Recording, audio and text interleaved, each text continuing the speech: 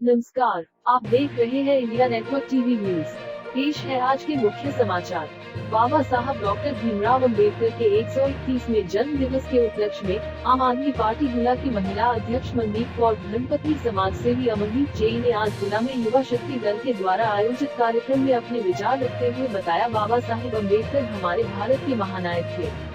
उन्होंने अपने जीवन काल में बहुत सारी कठिनाइयों का सामना किया और अपने जीवन को इतना संघर्ष में बना लिया कि आज जिन मुश्किलों का सामना करके मैं यहाँ तक पहुँचा हूँ, आने वाले समय में हमारे देश के किसी भी नागरिक को इस समस्या का सामना न करना पड़े।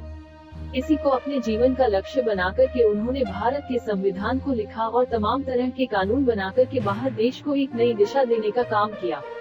आज भारत का प्रत्येक नागरिक हमारे भारत के संविधान की वजह से अपने आप को सुरक्षित महसूस करता है। इस पर संबोधन करते हुए उन्होंने बताया, बाबा साहब अम्बेडकर जय भारत का संविधान पंडित जवाहरलाल नेहरू को दे रहे थे। Bureau report, India network TV news.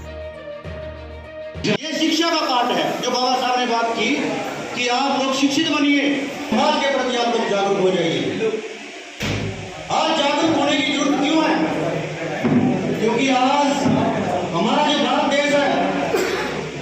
बाबा साहब ने एक बात कही, आप पढ़ना कि मैं समतापूर्ण समाज का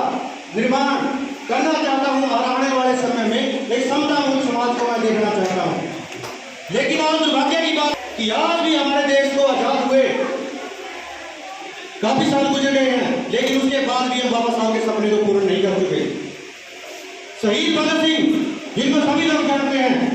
वो बाबा साहब के बारे में अपनी जेल डायरी के अंदर एक बात लिखते हैं कि अगर मैं जेल से छूटा तो मैं अपना पूरा जीवन बाबा साहब अम्बेडकर के आंदोलन के अंदर लगाऊंगा। तो वो बाबा साहब का आंदोलन क्या था? आज बाबा साहब को एक जातिगत समीकरण के अंदर बांध करके उनके जो टारगेट है, उनका जो विजन है, उसको बिल्कुल कमजोर कर दिया गया है। आज मैं सैल्यूट करता हूं मेरे काकू जैसे भाइयों को, गुरमीत जैसे भाइयों को, गुरमेश राणा जी जैसे भाइयों को और सभी हमारे जो बुजुर्ग हैं, माता बहने हैं, जो आज इस दिन अपना टाइम में से टाइम निकाल करके बाबा साहब की जयंती को सेलिब्रेट कर रहे हैं, उनको श्रद्धांजलि देने के लिए पहुंचे हैं। आपको सैल्यूट है।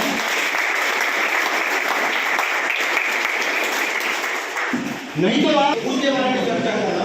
आज का ये बाबा साहब जयंती मनाने का हमारा मुख्य विषय था। और हर तरफ बेरोजगारी, भ्रष्टाचार, रिश्वतखोरी, क्योंकि बाबा साहब अम्बेडकर ने एक बात कही थी कि जब तक बाबा साहब की उंगली का इशारा आपने देखा होगा स्टैच्यू के अंदर, बाबा साहब उंगली के इशारे के साथ एक बात कहते हैं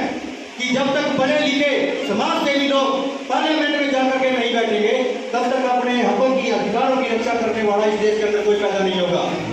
और दूसरी बात, बाबा साहब जब देश का संविधान पंडित जवाहरलाल रहे थे, तो बाबा साहब ने एक बात कही थी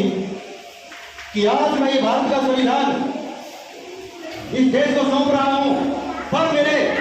जो नौजवान साथी हैं,